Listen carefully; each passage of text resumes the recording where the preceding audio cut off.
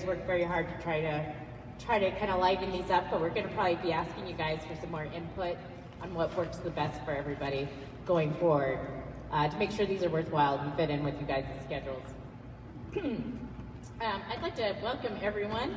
Obviously, we're focused on bioscience today, and we're joined by a bunch of subject matter experts to discuss the topic that impacts all of us and our families. Bioscience and healthcare delivery stands to offer our region a transformative pathway toward sustainable economic growth and prosperity. I think sometimes we forget just how broad a subject bioscience is and how significant the technology is changing and how much it's affecting every part of our lives. So think of pharmaceuticals, agricultural advancements, environmental solutions, energy, industry. I mean, it's across the board, which I think is pretty exciting. What we really want to talk about today is how these aren't just a battlefield of study, but actually an economic catalyst, a generator of prosperity and a force for positive change. In our interconnected world, regions like ours that are choosing to prioritize biosciences are positioning ourselves to be hubs of innovation that will attract talent, investment, and opportunity. There's been more investment per capita in healthcare in the past few years here in New Mexico. And we continue to try to invest in more access as well. And so I think this is going to help lead to more interest in the biosciences. And these offer very high value jobs that will foster income growth and improve the living standards for our communities. As you will soon hear, our panel of experts will delve deep into this critical subject, sharing insights, experiences, and strategies that shed light on the immense potential biosciences offer for economic development in Greater Albuquerque. We're going to explore the transformative power of this industry, envisioning a future where innovation fuels growth, knowledge drives progress, and economic development is synonymous with improved quality of life. I really want to thank everyone for joining us today as we listen and learn about the exciting opportunities here in Greater Albuquerque to anchor biosciences as a cornerstone of our economic future.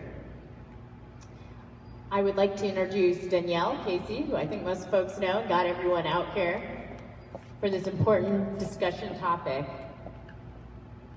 To kind of give an update also, because this is also our quarterly event and meeting.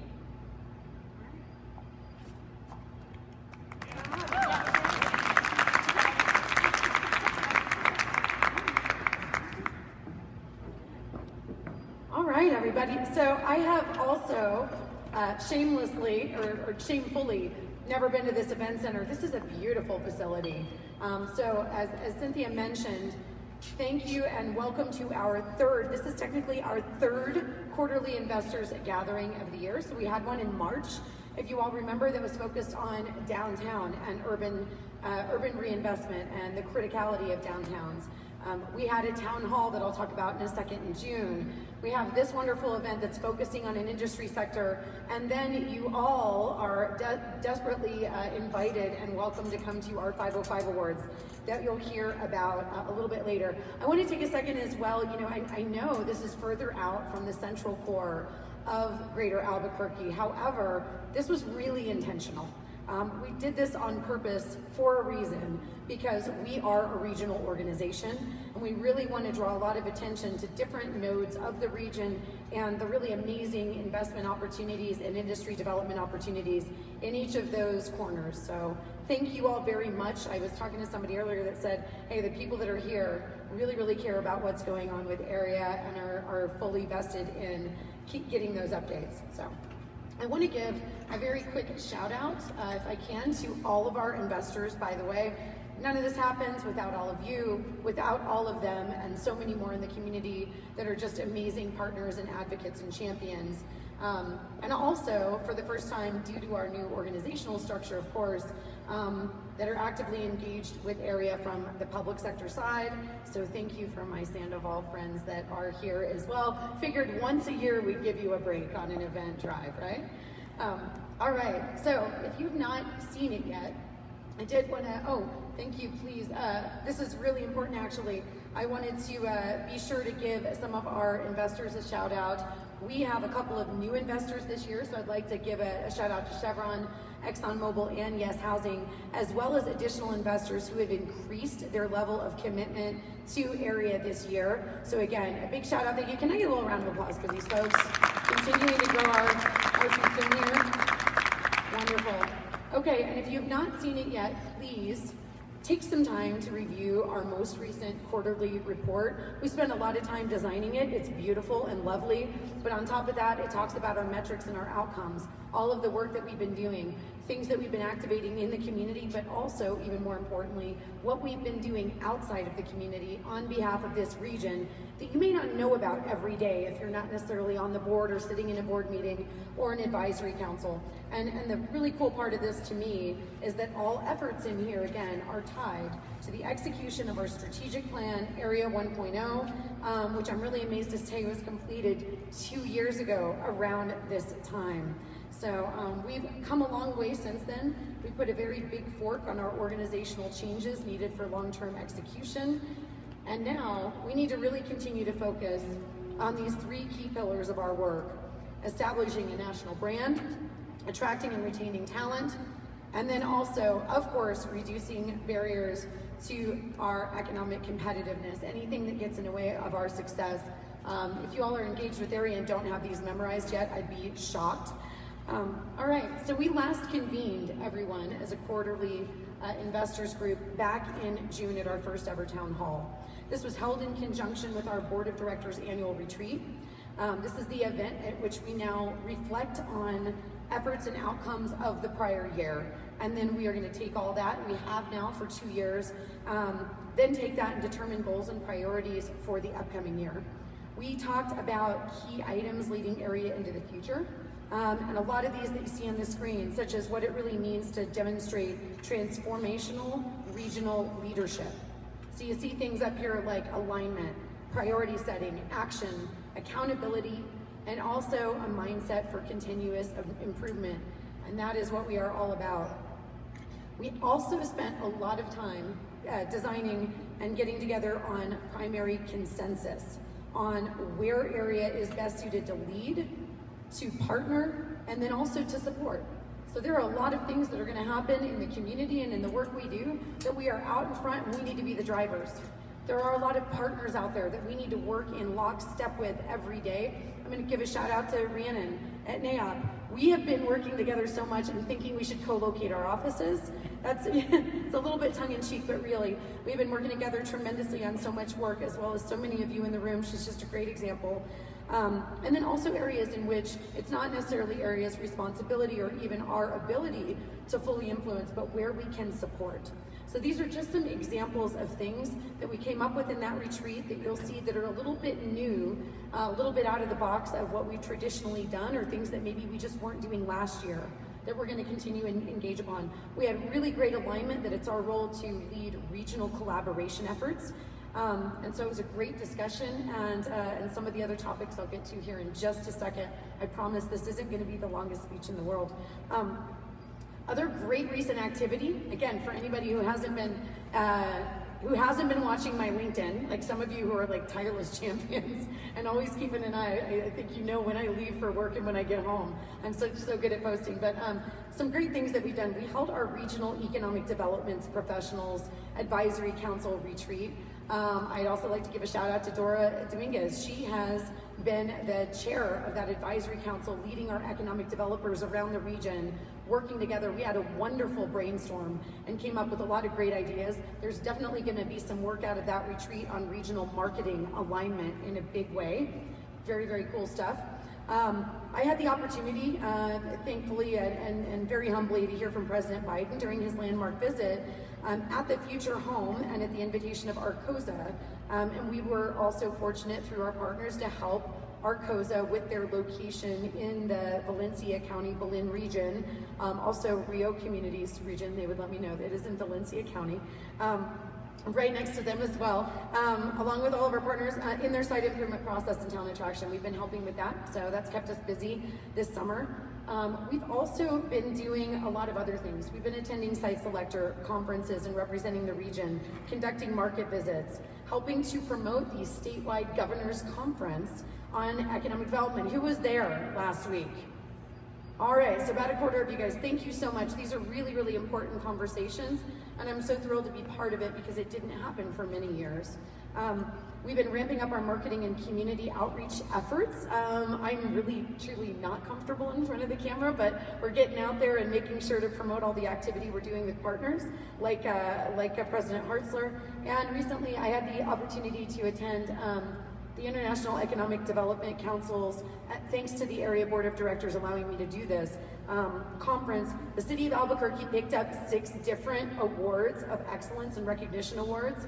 And a little bit of braggadocio, I also had the great honor of being voted in as the next Secretary Treasurer. And what this means is I will be the Secretary Treasurer and then moving forward in those ranks for the professional association, the largest one in the globe.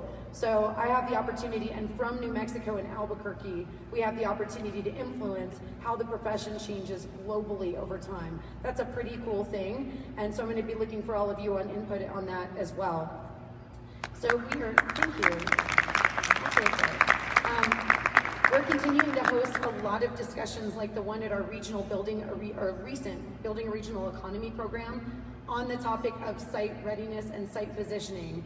And we have a huge opportunity for New Mexico to invest in this critical effort, folks, just like a lot of other states are doing. And not that we have to look at them and say we want to be just like any of them, but I sure would love to look at what all they're doing and finding some great best practices and ways to allow ourselves to move forward in a positive way. Tennessee, Virginia, Arizona, they're investing tens of millions of dollars because they know what site selectors have been telling me repeatedly in recent years. And yesterday on the site selectors panel at IUDC, sites are a top issue for projects, especially industrial. And that's because without a site or a site opportunity, they don't even get to the talent or the labor portion, even though that's a highly critical aspect as well. So that means work in areas like speeding up time for development, creating dedicated improvements before we find end users, and also enhancing our inventory is really important. I'm actually going to share a little bit. I'm really sad to say that despite really amazing work on the area business development team side, we've been working on a direct to area client that came directly to us. We've been working on this for the past several months. They were slated for a site visit Monday. We had a detailed plan, and we had sites we were going to visit. We had a tour, and we had literally a gift box to put in the CEO's hotel room. And they called off yesterday on the tour because we do not have any facilities that exist that are leasable that meet their demands in our market. So again, they have a very specific requirement, but that's a bummer. So if anybody has any new industrial site listings, tell me immediately. I don't care if it's 2 in the morning. So I think that just underscores what we were excited about from them is they were looking at several other states. And the reason they wanted to come visit us is they said, you know, New Mexico overall has shown us more love than anyone else and more responsiveness. So again, I want to quit being a broken record on these things, but we need the properties. So let's keep rolling with that. Announcements like Maxion at Mesa del Sol do not happen on sites with no infrastructure, and they also don't happen without critical and really aggressive partners at the table. What an awesome announcement, you know, and that took, you know, the state and the city of Albuquerque and Bernalillo County and all of the utilities and the environmental department all working in lockstep together to make it happen. So a huge kudos and congratulations to them. This is game changing for our community and our market. The potential returns for infrastructure investment are really very, very measurable. This is just a tiny example of a project opportunity and what a $1.8 million public investment could do in terms of direct and indirect fiscal impact. But again, I'll underscore, it needs to be part of the discussion and planned before we can get a company to make a commitment to a site. Week after next, we will be hosting our second Site Selectors Familiarization Tour in the region this year. And we're also going to be participating in 3 additional site selection and industry development programs to raise awareness of the region's value proposition. So we are large and in charge and busy and out there. And speaking of regional value proposition, I'm actually going to talk now very briefly about why we're actually here today. We have 6 different key target industries, and biolife sciences and healthcare is absolutely one of them. So I'm going to tell you really quickly why biosciences as a target industry and how we can regionally align to create centers of innovation in our market. So the why is pretty easy, right? It's a high-performing and fast-growing industry, so it's obvious why we'd want to go after this industry. And also, this is really cool. Chad hasn't even seen this. I know you guys are shocked if it's data that Chad hasn't seen, but I stole this from a partner that I just met with when I was at IEDC, FDI Intelligence. The top projects in the U.S. right here were the most incentivized in Q2 of this year. You're going to see names like Regeneron Pharma and Eli Lilly topping this list.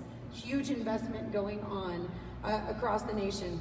Life sciences also are the third highest CapEx value by industry sector. This is very recent data, really important data. And also, we are seeing the same trend in the companies that are looking at our market, that are looking across the US.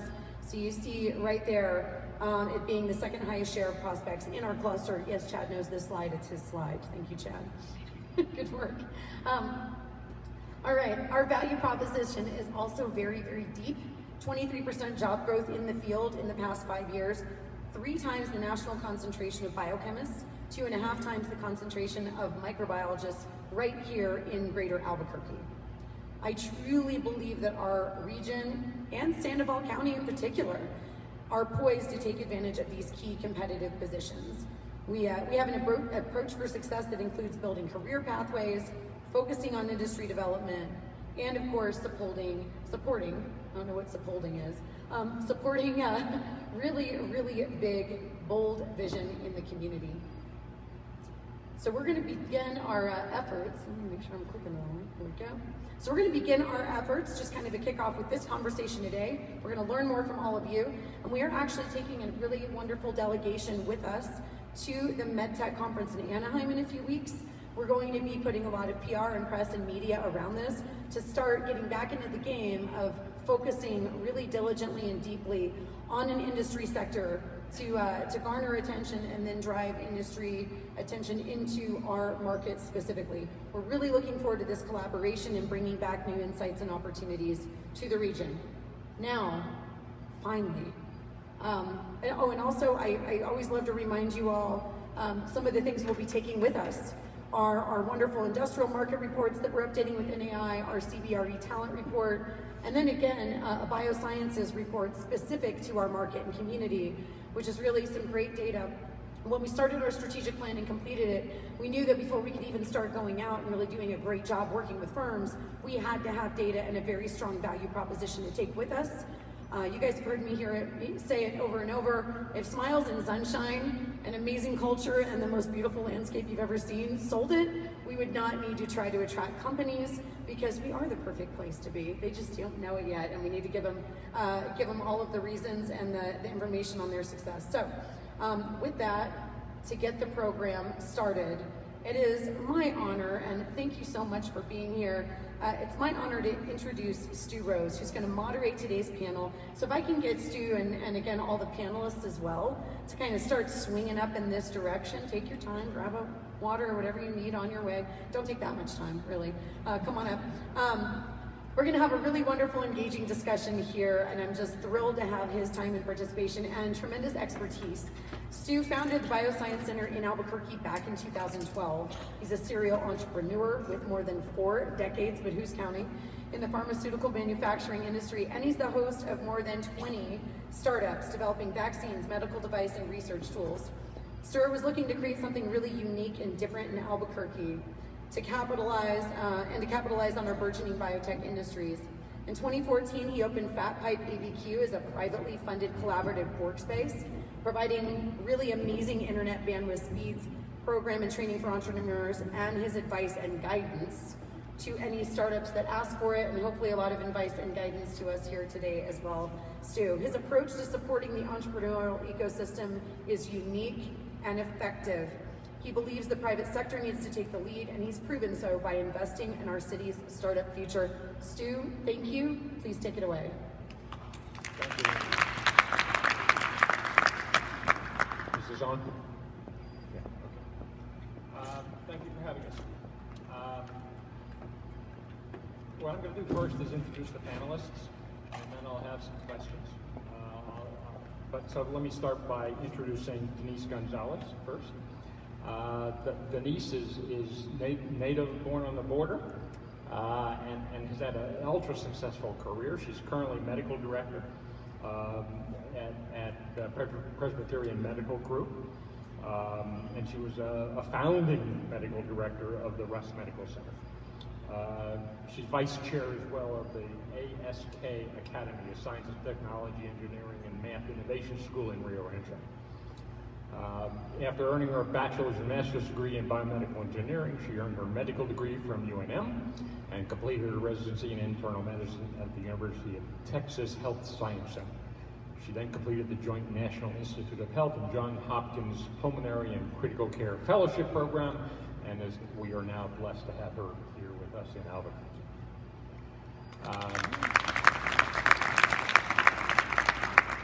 Dave Schultz is a newbie to us. He's only been here 5 months. He's currently leads operations for the Loveless Health System, including 5 acute care hospitals, 33 clinics, and 266 providers. He most recently served as Senior Vice President of Operations and for the Virginia Mason Franciscan Health Center in Tacoma, Washington. He has a degree, a master's degree in health administration from Trinity University in San Antonio, and we're thrilled to have him here with us now in New Mexico. I think I have something about Eric here somewhere. Let me find where I put it. Okay. My pages are out of order, I'm sorry. Okay.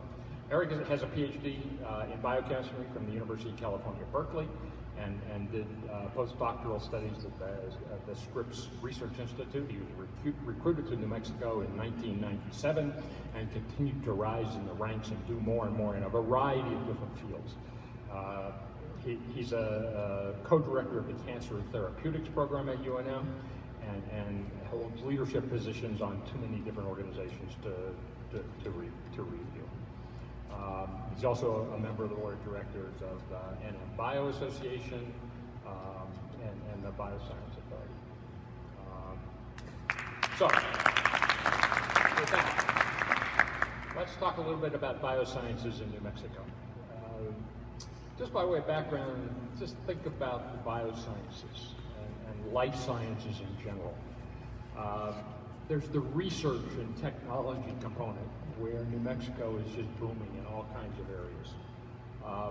Then you develop the research, you come up with some new technology, and how do you get it to market? So there's the technology commercialization component. And then finally, how do you deliver whatever you've discovered? So it's the delivery of medical care. And all three legs of that stool are critical before we can have a successful life sciences industry and life sciences care for the population. Today, we're not going to talk so much about the research component. There may be some discussion about that. We're not going to talk so much about technology commercialization, but we are going to talk about delivery, because that's who the experts are that we have in the room right now. At least we think we do. We hope we do. Okay, so let's hear from each of you on how you see this sector, what's happening in New Mexico, why we should be focusing on the biosciences, not the kind of numbers that Danielle just showed, but why we should be focusing on it, and then how you think we should proceed. Okay, Dave, let's start with you. Pleasure to be here. It's happening so fast, quite frankly. There's so many new advances. So as we've digitized almost everything that we do, as we've shrunk technology to the point where we can quickly spread it, it's really leading to innovations and changes in the way we deliver care on a daily basis. And there's new examples. I learned of two just last week as an example, that our physicians are wanting to try to beta test. The healthcare sector in general is more and more leading towards innovation in biosciences.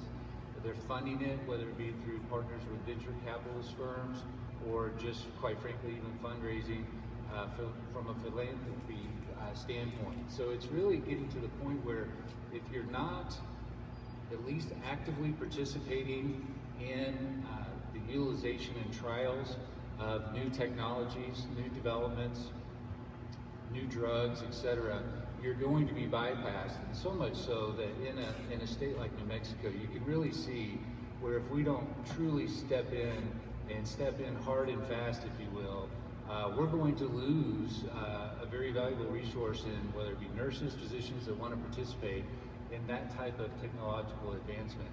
And then because, quite frankly, we have some shortage of people power here in the state, the more that we can do to make those that we do have more efficient, feel better about their jobs, give them more time with their patients, the better that we're going to be able to retain, and then attract more providers to our state. So again, this is all intertwined, and it's a very exciting time because of the amount of change that's happening.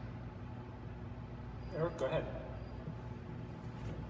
So it's great to be here, and thank you for the invitation.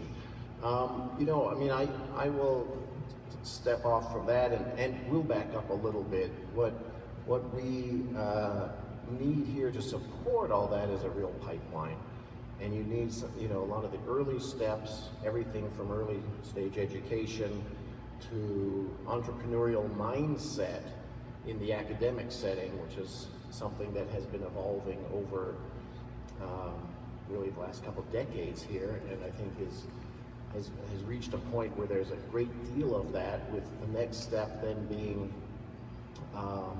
the development and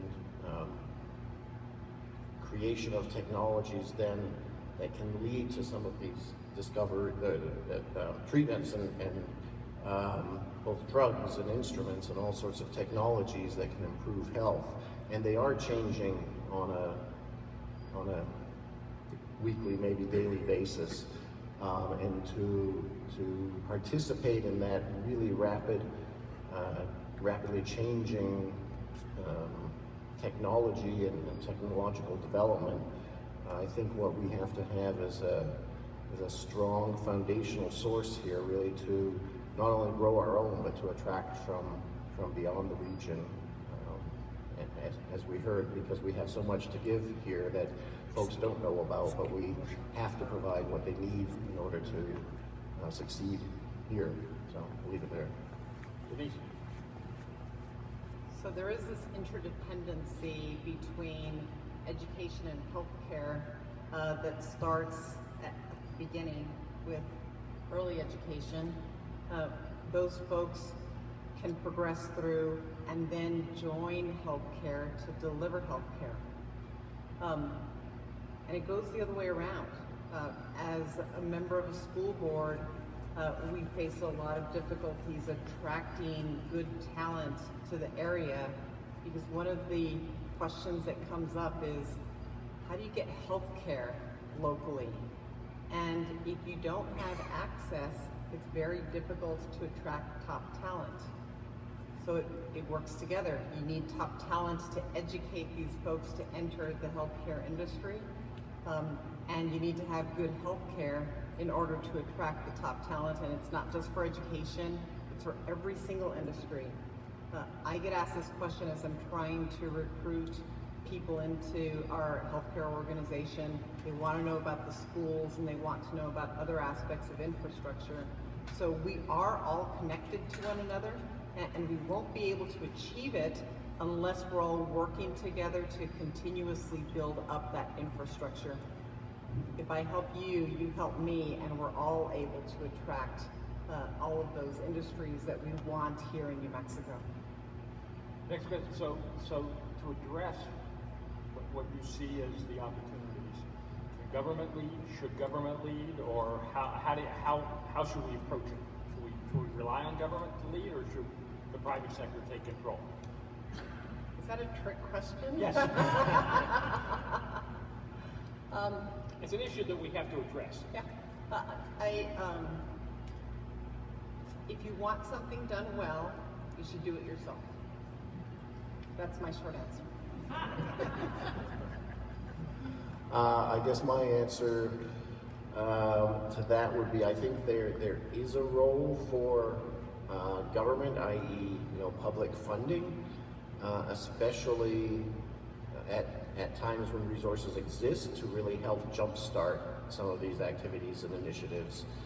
To some extent, I think it's true that if you build it, they might come, but that's of course a challenge and a risk. But if there's nothing built for them to come to, no one will come. So whether that comes from the private sector, which perhaps is a little less risk tolerant, more risk averse, there's potentially a role for government or public sector investment to get things going. I would only add that the role of government in this, there absolutely is one, and that's to plant the flag and say this is something that we want to achieve, whether it be for the local community, the state. And without that, the private sector is just going to be more attracted to the environment that does, in fact, plant that flag and welcome that type of investment in technology into that market. So it has to be a combination, but in my opinion, it has to start with the flag planting. And if that doesn't occur, there's not a goal to go towards. And the private sector looks for those signs to see how welcome they're going to be and what kind of infrastructure and everything else is going to be developed as part of their investment. So the world that I play in is the world of startups and new technologies and early stage companies. And what we're seeing in the last 5 or 10 years is a dramatic increase in the number of those companies and the sophistication of those companies. And a number of them are getting to the point now where they're becoming real companies with the potential for dramatic impact. They're now being impacted by workforce issues. It's not so much the scientists and the engineers that they need, because we're graduating lots of those from our university systems. It's more the C-level leadership, and it's tradespeople, electricians, welders, plumbers, that kind of thing. Are you experiencing that, the same kind of issues in the hospital networks and the delivery of medical care, or is it something different? Yeah, I can jump on that one first. We talk about the need to attract more doctors to New Mexico. I can't do anything without nurses, techs, lab personnel, physical therapists, respiratory therapists. So we need all of them. And there's a parallel to what you just mentioned about needing tradespeople. I'll just, so I'm not a clinician, but I am in the Department of Internal Medicine, so I do hear about this a lot from my colleagues, and to build on that, what I hear frequently is we could see more patients, but we don't have the nurses, the techs, the whatever available to hold those clinics. So it's not just them, and we also have a shortage of physicians, of course, but it's not just that, it's much more than that. Working at UNM, infrastructure could be better. We also have challenges, for instance, in that environment, hiring, as you said, the plumbers and electricians and so forth. Not quite my area, but I do know that that's always a challenge to get some of the infrastructure work done there. So, have you had the experience yet, Dave? Yeah, I have. I think what they both said is absolutely correct. I was smirking a little bit because I haven't met a physician that would suggest that they need more C-suite personnel. Outside of that, yes, we are limited with access, and that became perfectly clear very early in my tenure here because of the support staff that we need just to be able to offer the daily service. So that is absolutely unfortunate. Okay, so what do we do about it? To share something for people who aren't in healthcare, that the healthcare industry is very risk averse. We're very bureaucratic, we're highly regulated, and it's holding us back from things like wearables and remote patient monitoring and really doing basic things like you can do population health quite easily if it weren't so bureaucratic, if the payment models weren't oriented around transactions. And so I think it's important for the public in general to understand that there are a lot of things that are in the way, mostly due to government.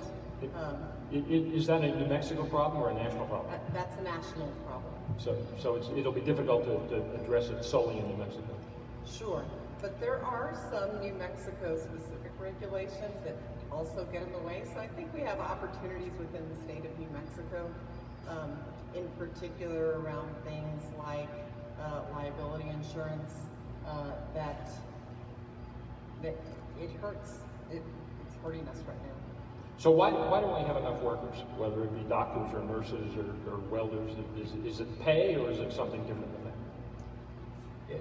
Well, yes, if we had the answer to that, we probably wouldn't be sitting here. We'd be investing in other bioscience technologies. But first and foremost, for me, it comes down to the fact that for the years of school that you need to participate in to get to a point as a physician, to the debt structure that you come out of that arrangement in now, with the financial reward of that amount of school is disproportionate now.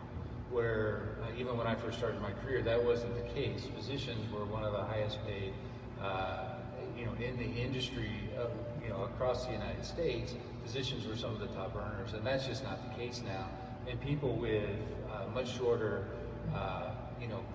educational careers become much more successful financially faster without the debt structure on top of that. And that's true with your lab technicians, the amount of skill, your biomedical engineers.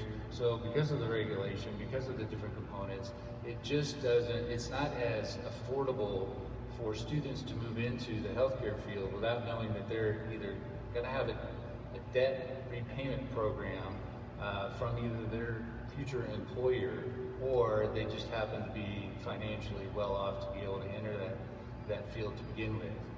Because it is financially punitive these days in comparison to a bachelor's degree where you can go directly in, even into the biosciences field that aren't quite so technically educationally required. And I'll just top that off by saying I think somewhat is a vicious circle perhaps, because Stu said, yes, we do graduate plenty of biochemistry majors every year and various sorts of people in the bio fields, but if the companies aren't here to absorb them and give them jobs, then of course they look out, so they have to move away to get the job.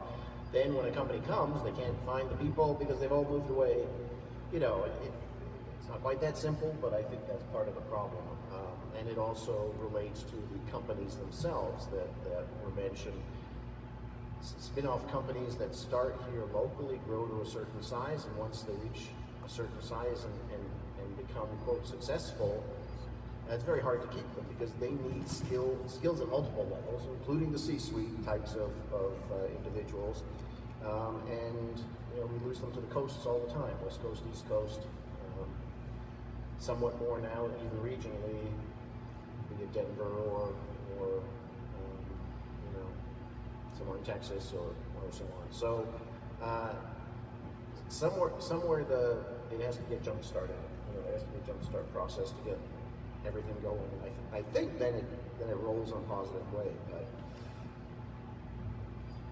So last week I actually had a conversation with two different companies that are on the cusp of major success. They both have CEOs they were both founded here by scientists, and they both have found chief executive officers who are remote, but who basically come here every other week. What they are both telling me is they cannot find other C-suite level people, meaning the chief financial officer, the chief marketing officer, the chief scientific officer is not so much of a problem because that's here. They can't find those people who are willing to come to New Mexico. Are you experiencing that as well, the same kind of thing? And if you are, again, is it salary, or is it a view of the education system, or is it something different?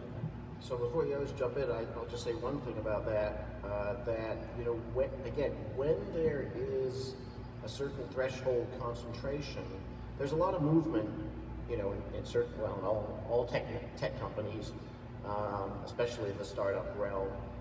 I came from San Diego before here. I knew someone who, when I stayed in academia, they went to work for a company. He pretty much moved companies every 1 to 2 years, and usually moved up a little bit, right?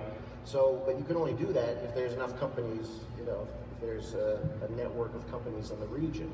So if you come to New Mexico for a specific company and you part ways after a year or two, where's the next New Mexico company you're going to work for? I think that's this critical mass. Yeah, that's the whole cluster concept. We'll talk about that in a minute. Yeah, it just so happens in the last 2 weeks I've had an opportunity to interview interview individuals for 2 executive roles within Loveless, and it, the very quick interest, I would say, which was good, but one, the partner grew up here in New Mexico, and the other happens to see Albuquerque and the Santa Fe area as a retirement option. And so I will say, from seeking candidates that you could expect a good 10 years of tenure out of, perhaps, that becomes a little more difficult because they look immediately at the school and the crime. And it's something that we already have a ready-made elevator speech, if you will, to address those issues within Albuquerque so that we can hit them up front. But I'll just share, even when I first got here and I was looking at places to live, one of my colleagues used the term, "that place is too murdery." And that was a wake-up call. And I share that. It's she was being somewhat facetious, but at the same token, I was a little taken aback that that was a term I'd never heard before, and unfortunately it was describing our area. So it is something, again, all of this is interconnected, and I don't mean to get too political, but this is something that has to be addressed, obviously, as we seek to attract people, and it's very real feedback. I'm going to give a counterpoint to that, to the remote, because we've certainly benefited greatly in healthcare by being able to do remote work. In the beginning of the pandemic, it actually was a bit of a brain drain. So anybody who was working in tech in our organization was getting job offers all over the country where they could work remote into those other states. So they stayed in New Mexico, but they're working in other states. The tides are kind of turning and shifting, and we've been able to retain, in particular, providers by allowing them to transition to more and more remote work. So they keep their patients in New Mexico, they come to their New Mexico clinic, but their provider is now living somewhere else, but continuing to care for them.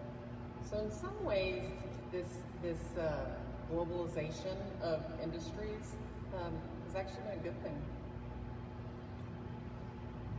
Yeah, and that creates a problem for government because they don't know where to tax who. Oh, believe me, I learned about red states in all of this, and that always something new. Yeah. So some of you may be aware of a company that's based in Las Cruces called Electronic Caregiver. It's the new AI-driven healthcare delivery approach, where, as I understand it, I'm not an investor, so I'm not biased, but basically you pay a monthly fee and you get access to Addison, and Addison is your doctor. Addison will reply to you and deal with you 24 hours a day. And if Addison can't help you, then Addison actually has the ability to turn you over to a physician who may be located anywhere in the world. Yeah. Interesting concept, probably still very early stages yet of the evolution of those kinds of technologies. But it's the kind of thing we all have to pay attention to, and it's exactly addressing what you're talking about, Denise.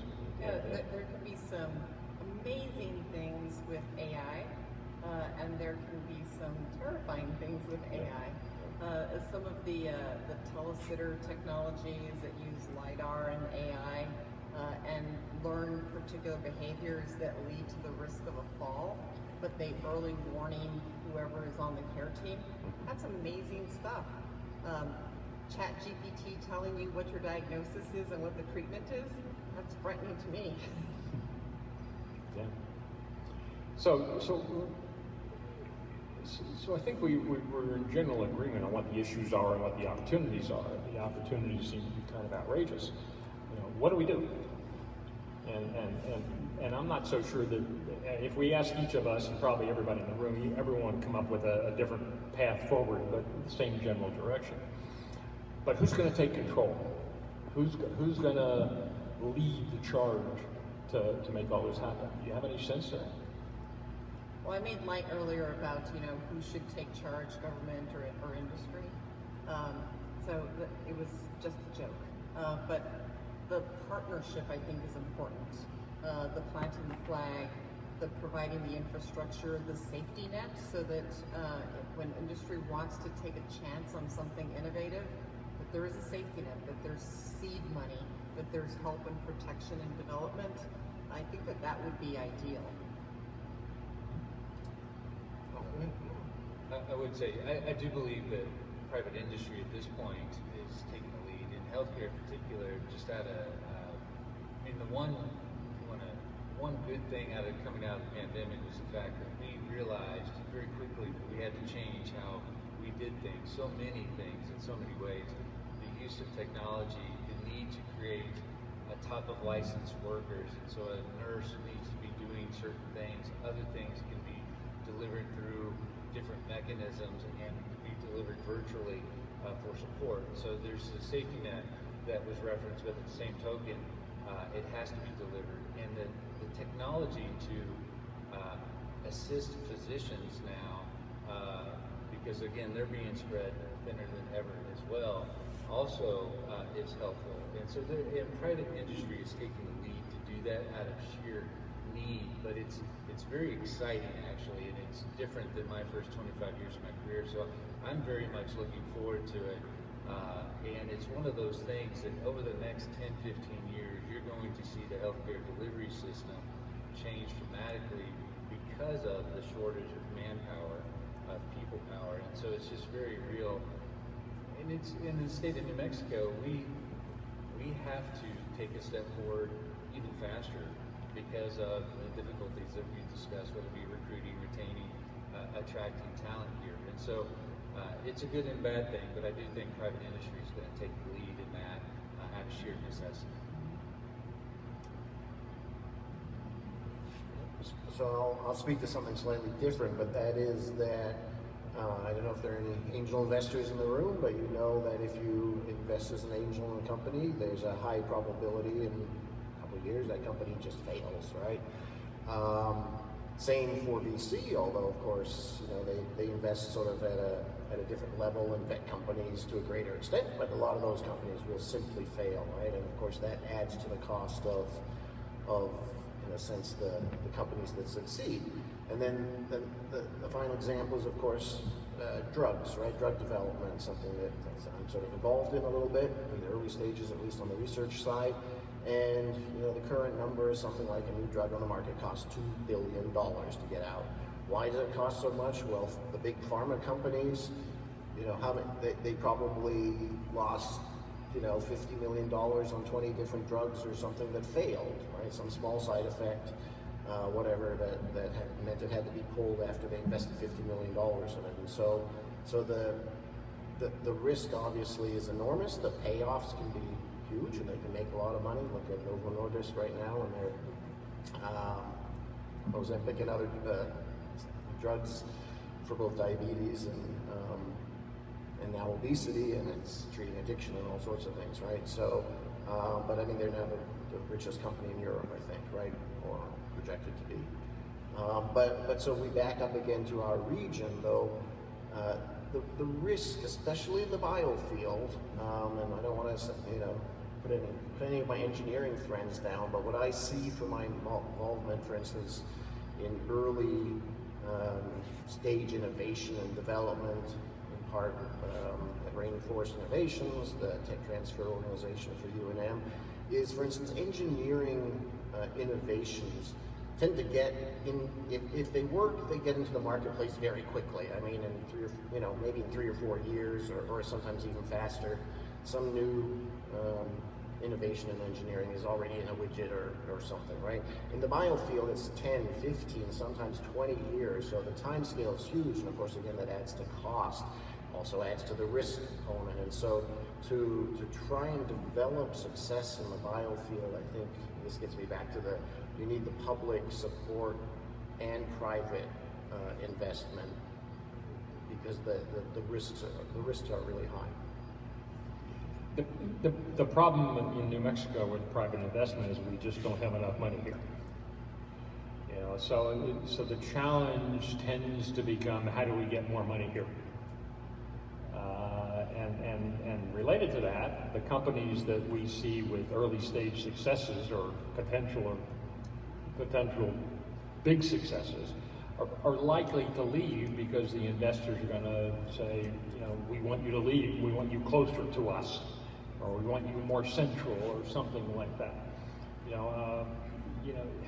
How do you see us dealing with the money issue? Money is going to be a dramatic issue. It always is. It is everywhere. It's not unique to New Mexico. It's just we don't have as much. So where are the funding sources going to come from? Do you have any sense? Well, I think there's been several articles in the paper recently where companies like Google and Microsoft are partnering with different types, whether they be bioscience or just healthcare delivery.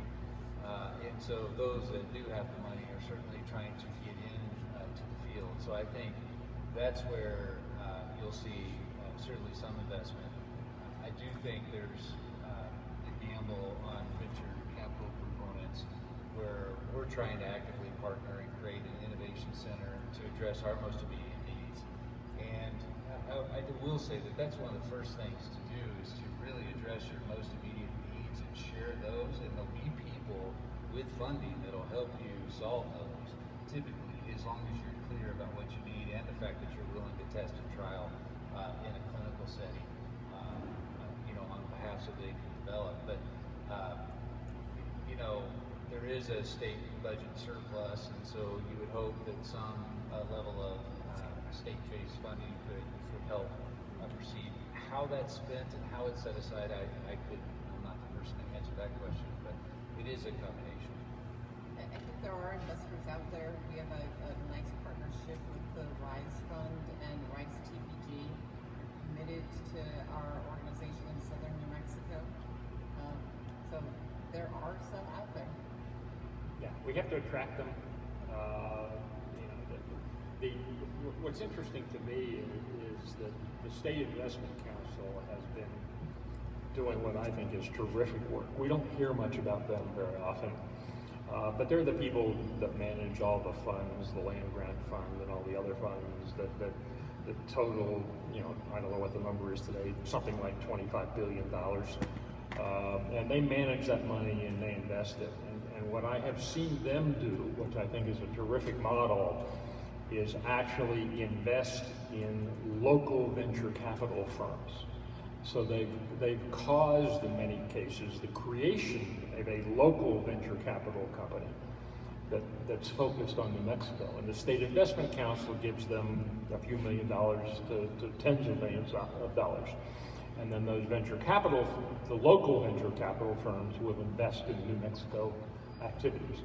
That's different than what the state does, what the legislative funding sources do, which is always trying to take zero risk and protect, and they want clawbacks on everything. And when you invest in a company, there's no way to get a clawback, no realistic way. Because if the company's successful, you're a shareholder and you're going to be successful. If the company fails, you're going to lose all your money. So there's a significant difference in the way the State Investment Council and the legislature manages the money it has available for investment. And you know, my own opinion is if we get the legislature to pay more attention to how the SIC is doing things, we would find there's suddenly a far better pool of money that could be much more effective in the state. Yeah, I mean, have you had that experience? Are you seeing anything like that? Well, the part also about those VC investments is it's a match usually, right? So that you have to have a VC come in, plunk down some money, then the state matches it, which is a great incentive for the VC because it may double their money, or it depends what the ratio is, but it's a huge benefit, and that's a way I think to draw in investment into the state by matching it. So the hospital systems in New Mexico are you know, 3 primary and then a bunch of little guys around the state. Does that system work?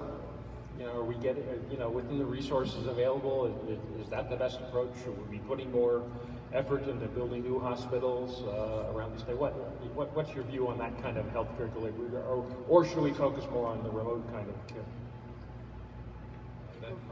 That's these guys. Quite a question. Well, because of the regulation, because of the economies of scale for cost management, because all of the costs have inflated to be able to deliver care to a single patient, you're going to see consolidation. We're paid to, you know, whether it be from the state or private mechanisms, to make sure that we manage a total patient's total care in some instances at least. And with that, then you need the scale and the scope of delivery services to be able to do that, and it needs to be contained within a single system so that you can realize a margin to deliver that care. So, to answer the question, there's going to be continued consolidation in the national healthcare system, and I absolutely believe that, because we are incentivized from a payment mechanism to, in fact, consolidate. Regulatory reasons drive you towards that as well, so that you can manage your systems in the same form or fashion. It becomes too expensive as a small entity to do it. So that's to answer the question. I do think part 1 of your question. Part 2 of the question is how it's going to be delivered. You're going to have hospital systems that treat, and with academic affiliations, that treat the sickest of the sick, because everybody else is going to be, we're going to attempt to keep them home or in a setting where they can heal quicker with family involved, so that there's an environment that care can be delivered. And the technology that's being developed, although we're not quite compensated to deliver it this way yet, is going to allow patients to stay home where they will heal quicker. And quite frankly, it's much less risk exposure when you're in a home environment typically. Now, as you said, we can also, we have the mechanism, the AI support, to be able to see the social determinants of allowing successful at-home treatment versus stay work. But you're going to see consolidation of the sickest of the sick, very acute care level hospitals with academic affiliations, so we can still train our people power. And then you're going to have ambulatory settings where it's more convenient for patients to receive care because the technology now will allow it. I think we've acculturated the public to think that the way to solve it is to put a hospital in every community. And that's very expensive and it won't be effective. Just think about what it would take to attract 2 physicians to staff a small critical access hospital in Quay. It's not going to happen. There's a counterpoint to that, which is that it's very well known that high volume centers perform best. And so this consolidation also has a quality impact, and it's useful. So for myself as a critical care physician, you want to be cared for if you're critically ill by a practice like the practice that I'm in. We're at the very top in terms of quality because we do high volume. You don't want to put an intensivist out in Kuwait either. Going on some more about how healthcare needs to evolve. We need to get out of this mindset that we've acculturated the public to. The best care really is to have you never have to come into a facility for care, to do things that prevent illness and that treat illness at home. We built a mousetrap. The feds have built a mousetrap. It's called payments to doctors. And so we figured it out. It means bring you to my clinic so that I can do something so that I can bill for it. That needs to evolve. It shouldn't be so transactional to care for people. So we'll have to change the whole cost and payment structure if we truly want to evolve this. In my ideal world, because I always think about people like my mom, who still lives in Chumbarino, New Mexico, right between Las Cruces and El Paso, is that I would like my mom to be able to pop open her phone and contact her doctor and get stuff ordered and taken care of, and never have to drive all the way to Las Cruces or El Paso, or in many cases she comes all the way to Albuquerque to get care. So that's something that I think that we do have to focus on is, let's see healthcare different. Let's not demand that we put a hospital in every small town, and let's shift away from it being so transactional. Can I ask the question, what fraction of healthcare do you think could be done that way? Because obviously a lot can't. I think. I like to answer every question with 80-20. And develop every plan with the 80-20 rule. I truly do, though, think that 80% of it can be done remotely with things like remote patient monitoring and wearables and telemedicine. And Jesus, why can't we do stuff on the telephone? You know, we don't get paid for telephone encounters, but there's a lot of stuff that we do that has nothing to do with me putting a stethoscope on you. So why can't I take care of it by doing it over the phone and still be able to stay in business? Yeah, same issue, actually. I do think it's 80-20. I think that's a good rule of thumb. It is. Okay, so we've talked a little about a little bit about what needs to be addressed, what the opportunities may be. What are we doing well? Are we doing anything well that we can build on? I'll answer for my organization. We lead the pack in population health and value. What's that mean? It means that we deliver the highest value care, and value is, you know, the quality outcome divided by the cost. So we, at the lowest cost possible, are able to deliver good health care. It's by necessity, because that's the only way that we can make it. It's good for patients, because we do deliver that value. I think that that's something that we should be proud of, and continue to try to expand. And not knock ourselves so much and call ourselves the underdog and we're so poor. And we should celebrate the fact that we do have instances where we do deliver great value healthcare. So I've been at UNM for 25 years, and I'll say that I think what we have done well is to promote entrepreneurialism and develop the knowledge and, to some extent, the need for commercialization of science.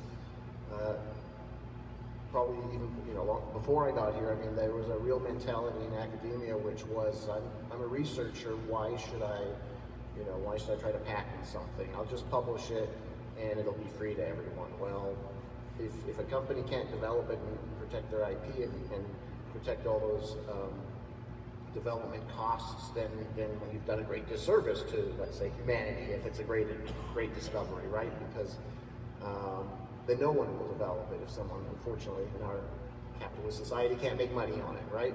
So, UNM Rainforest Innovations, I think they typically get well over 100 invention disclosures a year from UNM scientists. Large fraction come from engineering, and a good number from HSC, and a number from then spread throughout the university. And those, you know, many of those lead to patents and lead to licensing and startup companies and licensing to outside companies and so forth. And we've had some really good hits over the years. One company out of HSC that spun out of technology, sold for $80 million, and some engineering technology resulted in payments from chip makers for many tens of millions of dollars. So we aren't quite at the Gatorade level yet, but you know, a lot of tech transfer at universities takes a long time to get going. It could take decades, and then there's one hit with a big, you know, a great drug or something, some other technology that then is able to bring in large revenue to the institution, which then helps, you know, support the institution and keep the innovation going. So I think that's something we've done well.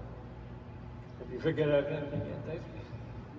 Well, on a granular level, I would say we're doing well at making smart investments. And just to share a couple of examples that I just think are fascinating.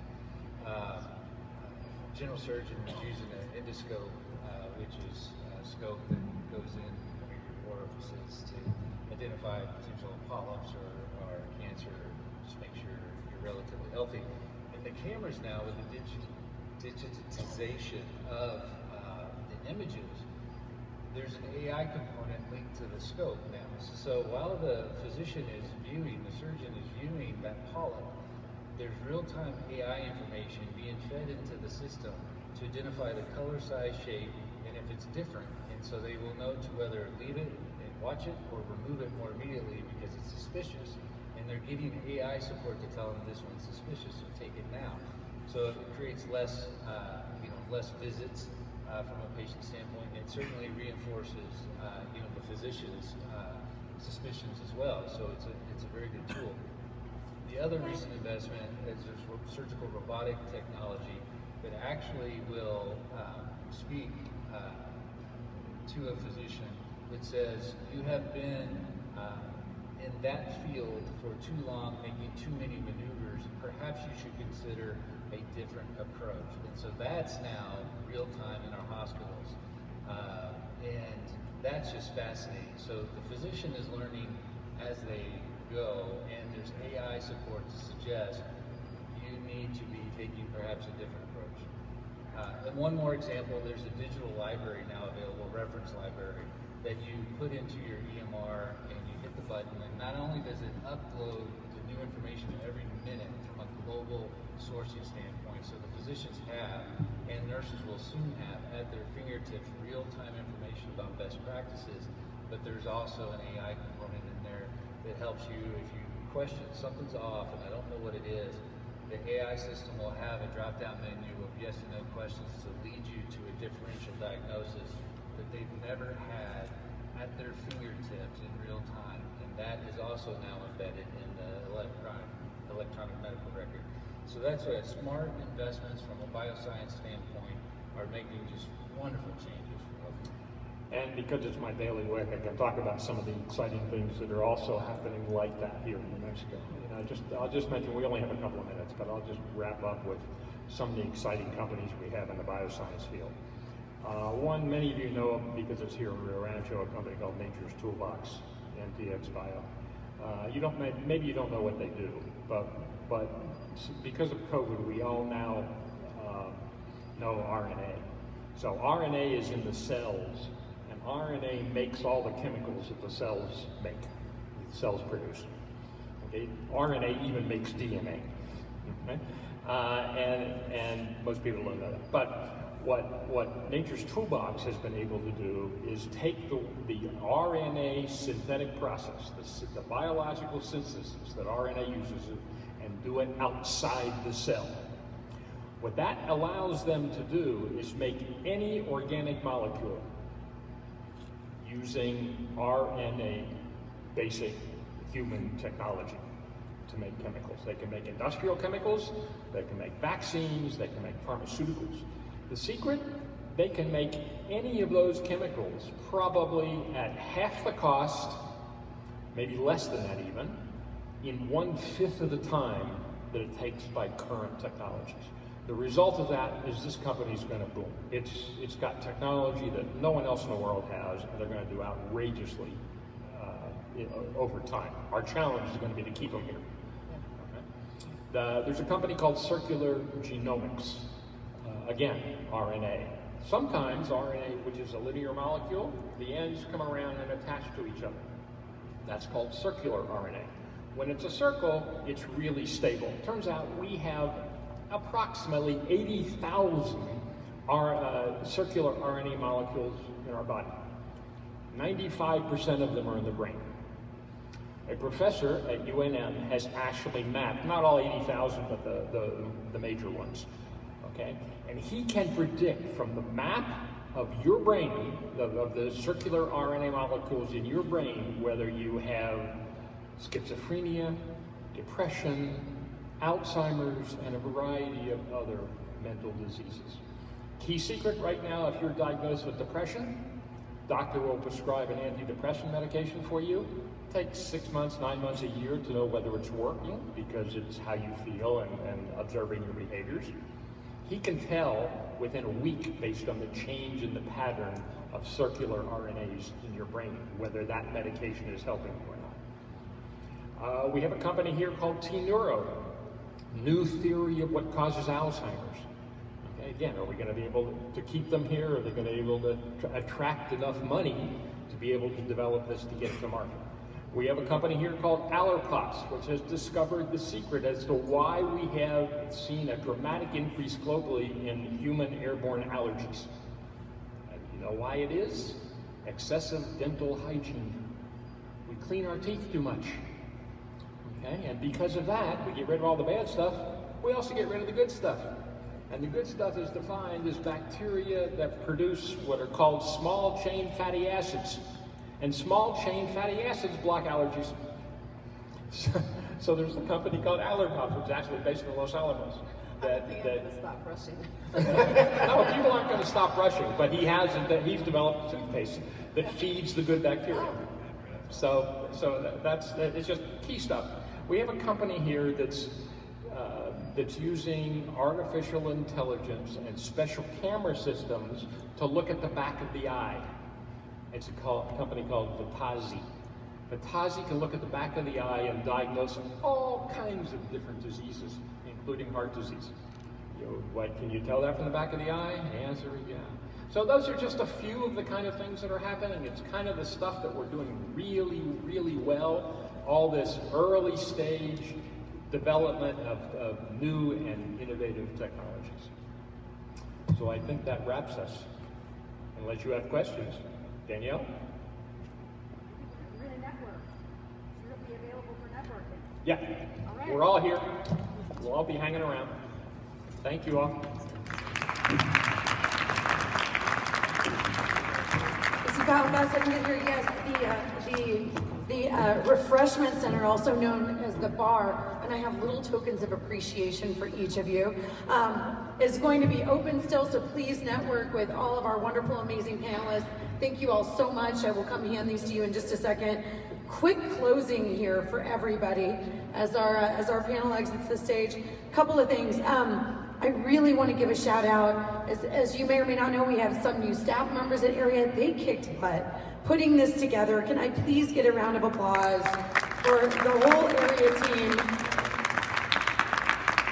and for what they do every day, of course. So it's just a tremendous honor. We have a little bit of a teaser. You may have to advance the slide because we have to click the video. I have a little fun teaser for you that I'm going to force you, because you're a captive audience, to watch and enjoy, because I want you to think about the 505 Awards.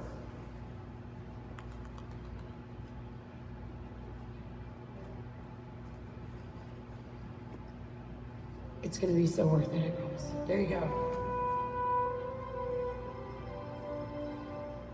Hi, I'm Danielle Sorry, you have to see me twice. President and CEO of the Albuquerque Regional Economic Alliance.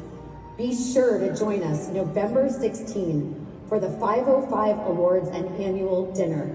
We are going to celebrate amazing leadership in economic development and have a little bit of out of this world fun while we're at it.